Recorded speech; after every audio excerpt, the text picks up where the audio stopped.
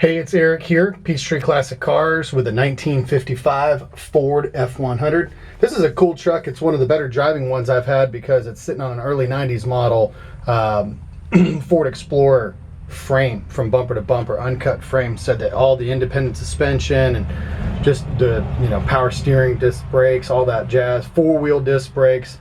It's got a 350 V8 with a 700 R4 automatic transmission, and it just has it pretty much retains its original look, which is awesome. It doesn't look like a street modded kind of truck. It looks kind of like what we call a shop truck. I sell a lot of these trucks that we call shop trucks. They're not perfect, but they're not like rat rods. They're not all torn up. But anyways, let's take it for a drive, and I'll show you around.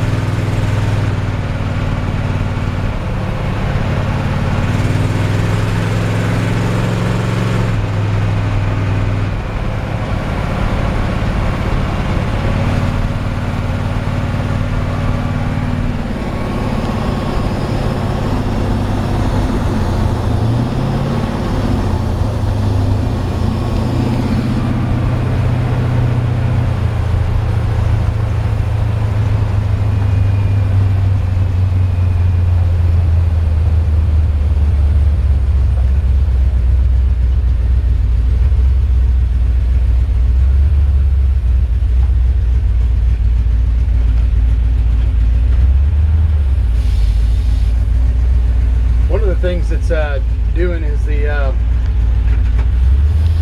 can hear that vacuum. You can hear the vacuum on the brake booster.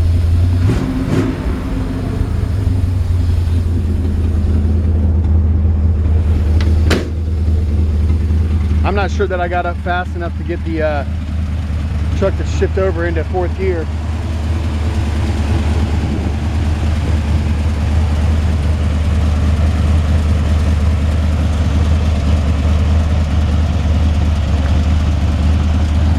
Take a quick look underneath the hood. We'll hear the engine run, and then I'll shut it off so we can hear.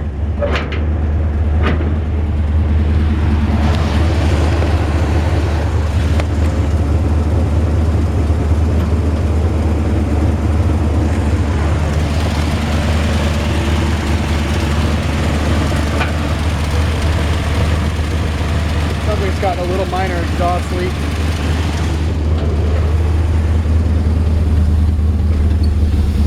Shut it off. Sounds like it's idling just a little bit high. May just need to adjust the carburetor. I've only driven this truck a couple of times since we've got it in, and I've driven it, really taking it down the road, and it runs awesome. It's got the serpentine system on it. Obviously, it's got the compressor on there so that air conditioning can be put on. Heater's not hooked up. There's no heater. I've got the original heater that goes with the truck. It'll just go in the bed.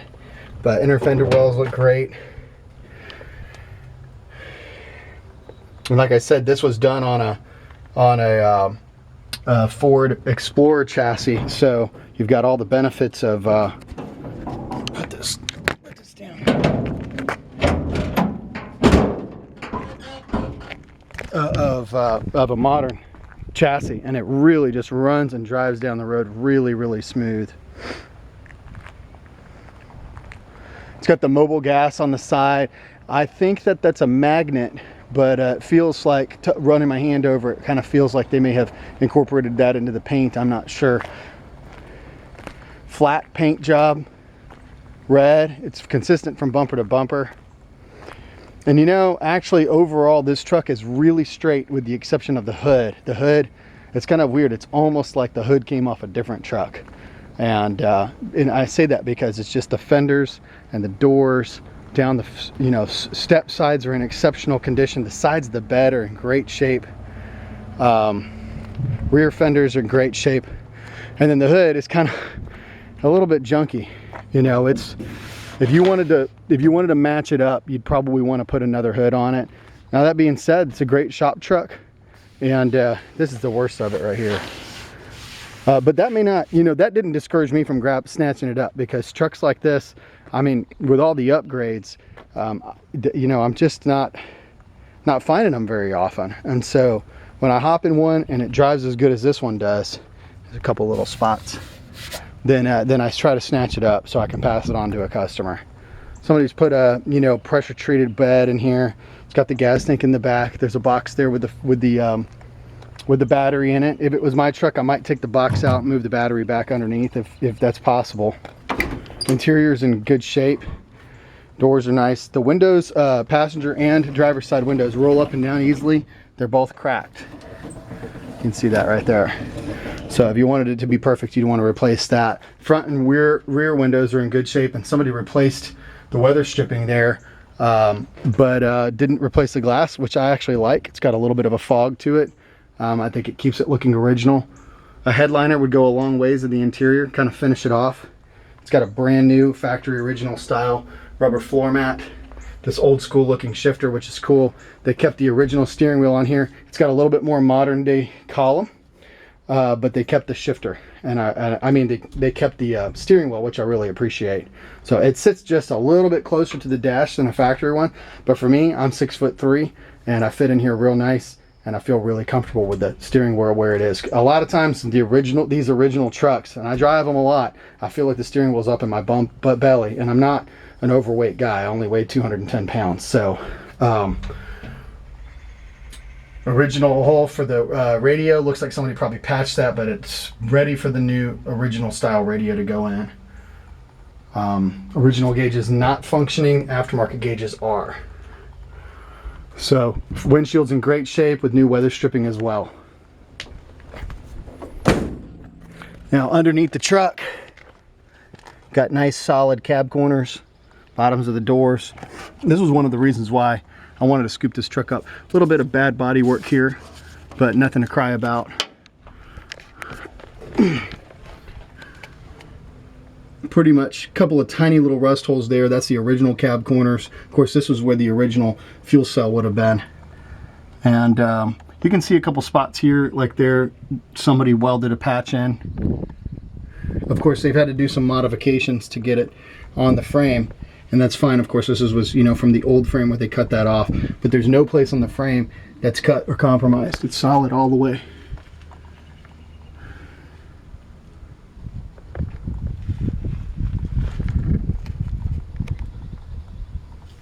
And overall, the floor pans look pretty good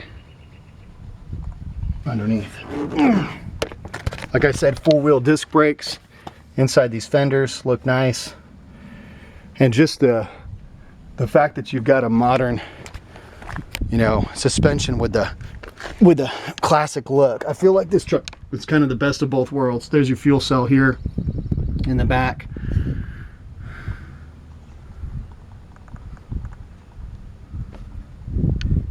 And this thing just rides down the road really nice. I mean, think about it. It looks like a 55 on the outside, because it is, but it rides down the road like a 90s model vehicle. So there's no comparison.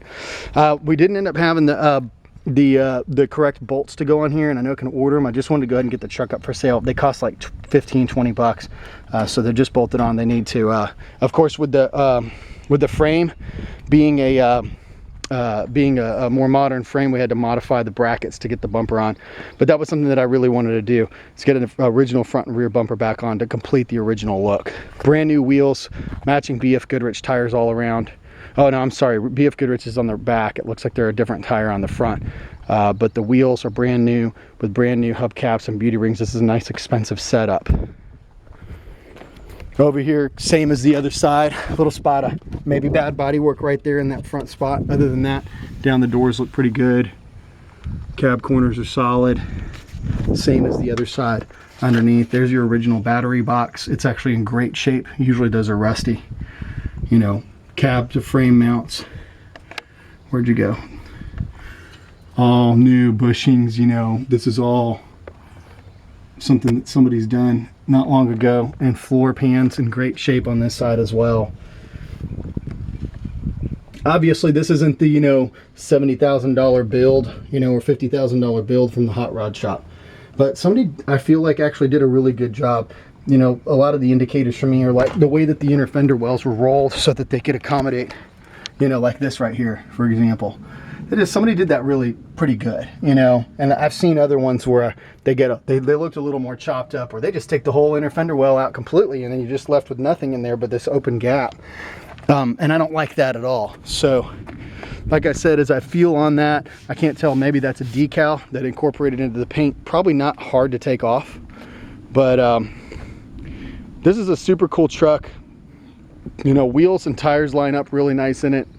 It's got really great lines, and I think it's going to make somebody a really awesome shop truck. You know, to be under $20,000 with a modern, you know, with all the modern equipment that it runs, and lights are working, brake lights, headlights. It doesn't have any turn signals. They didn't have turn signals in 1955 on these trucks for the most part. So anyways, well, Peachtree Classic Cars, give us a call. This thing's gonna make somebody a real fun little shop truck.